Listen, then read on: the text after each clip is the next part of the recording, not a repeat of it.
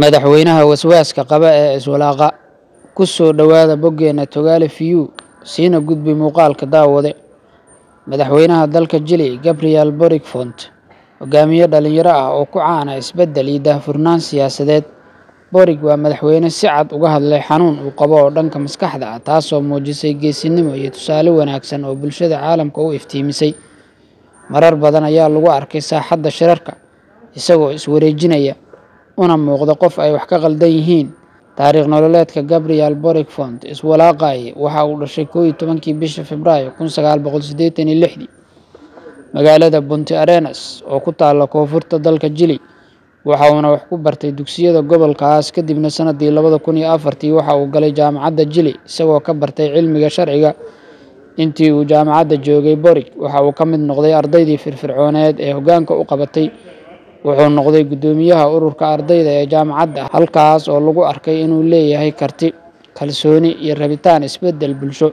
Sanadii 2011 Boric iswalaaq waxa uu hormuud ka noqday mudaharaadyadii waaweynaa ee ardayda Chile, kuwaas oo dalbanayay waxbarasho lacag la'aan ah iyo nidaam cadaalad bulsho.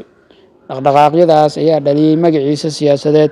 Markii la gaaray sanadii 2013 waxa uu u tartamay xilka xildhibaan isagoo aan ka tirsanayn xisbiyada waaweyn ee dalka, balse waxa uu ku guuleystay codka shacabka, taasoo ahayd calaamad muujinaysa kalsoonida dhalinyarada iyo bulshada guud.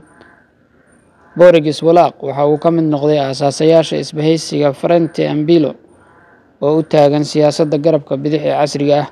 Madaxweynaha dalka Chile doorashadii madaxtinimada ee 2021, Boric waxa uu noqday musharaxii ugu da'da yaraa, waxa uuna ku guuleystay codbixinta labaad isagoo helay ku dhowaad 56 codadka guud ee shacabka reer Chile.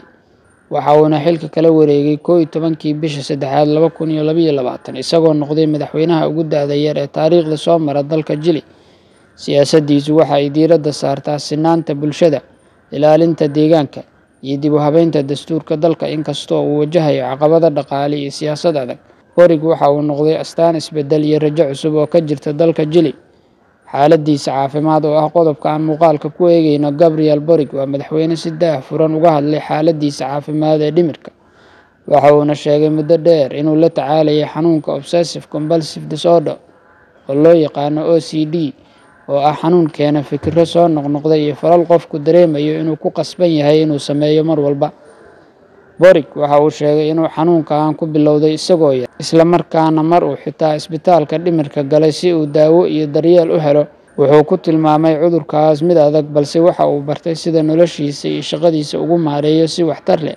Ugu dambeyntiina, Gabriel Boric, madaxweynaha waswaaska ee iswalaaqa, maanta waxa uu tusaale u yahay hogaamiye casri ah oo ku dhiirraday inuu si daahfuran uga hadlo caafimaadkiisa maskaxda, taasoo dhiirrigelinaysa dad badan oo xanuun noocaas ah qaba. Noloshiisa iyo shaqadiisa waxa ay muujinaysaa in cudur nafsaani ah uusan ka celin karin qofka inuu noqdo hogaamiye guuleysta, haddii uu yeesho dulqaad, faham iyo taageero sax ah. Muuqaalkan iyo muuqaalka xiga, nabadiino daawadayaal.